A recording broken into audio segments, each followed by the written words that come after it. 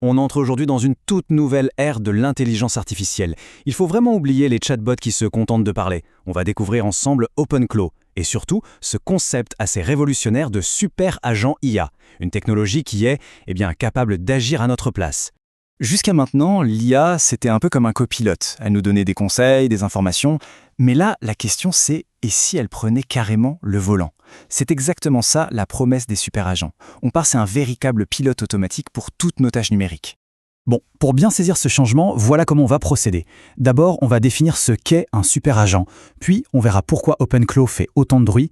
Ensuite, point crucial, on abordera les risques de sécurité et comment s'en protéger. Et pour finir, on verra des démos concrètes de ce que ça peut faire.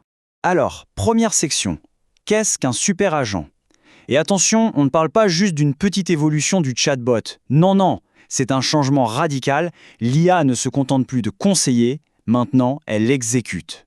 Voilà la différence fondamentale. Une IA classique, elle vous explique comment faire quelque chose. Un super agent, lui, il le fait pour vous, de manière complètement autonome. C'est ça le grand saut. Cette comparaison, elle est parfaite pour résumer. D'un côté, on a le chatbot qui donne une liste de trucs à faire, et de l'autre, le super agent qui prend le projet en main et le réalise. On passe vraiment d'un conseiller à un exécutant. Section 2. Cette nouvelle capacité d'action a créé une effervescence incroyable. Et au cœur de tout ça, il y a un projet open source qui a vraiment fait couler beaucoup d'encre. OpenClaw.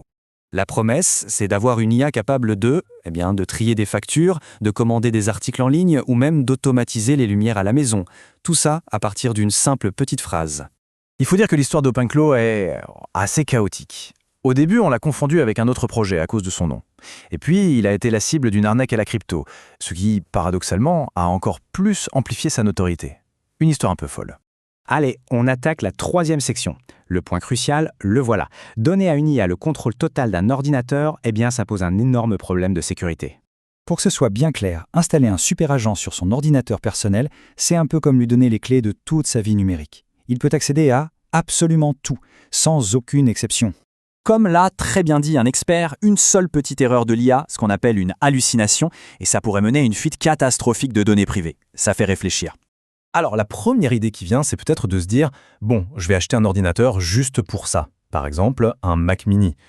Sauf que ça représente un coût d'environ 700 €, sans même parler de l'électricité qu'il consomme en permanence. Mais heureusement, il existe une solution beaucoup plus simple et surtout plus économique, le VPS, le serveur privé virtuel.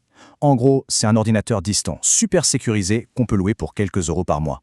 C'est un peu comme un bunker numérique, complètement isolé de nos données perso. Quatrième section donc, comment on utilise ce fameux VPS pour se protéger? La stratégie est en fait très simple et elle se résume en quelques étapes clés pour une utilisation vraiment sereine. La règle d'or, c'est d'isoler l'agent. En le mettant sur un VPS, on crée une barrière de sécurité infranchissable. Il n'a aucun accès à nos fichiers personnels. Et puis, étape tout aussi importante, on ne lui donne que les autorisations strictement nécessaires pour sa mission. Rien de plus. Bon, maintenant qu'on a le cadre bien sécurisé, voyons ce qu'un super agent peut faire en pratique.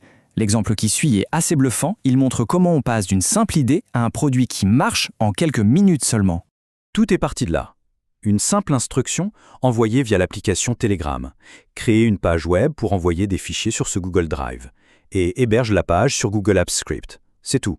Et là, l'agent s'est mis au travail. Il a écrit le code HTML, le code serveur, il a créé le projet sur la plateforme de Google et il a tout déployé pour mettre en ligne une page web qui fonctionne. Et tout ça de façon 100% autonome. Incroyable. Mais ça ne s'arrête pas là. L'utilisateur a ensuite demandé une petite amélioration.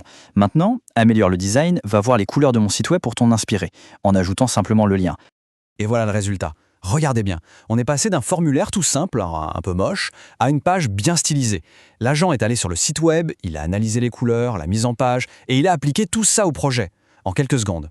On le voit bien, cette technologie, c'est beaucoup plus qu'une simple mise à jour. C'est vraiment le passage de l'IA copilote à l'IA pilote automatique. La question, ce n'est plus de savoir si ça va arriver, c'est déjà là. La vraie question, c'est est-ce qu'on est prêt à lui laisser les commandes ?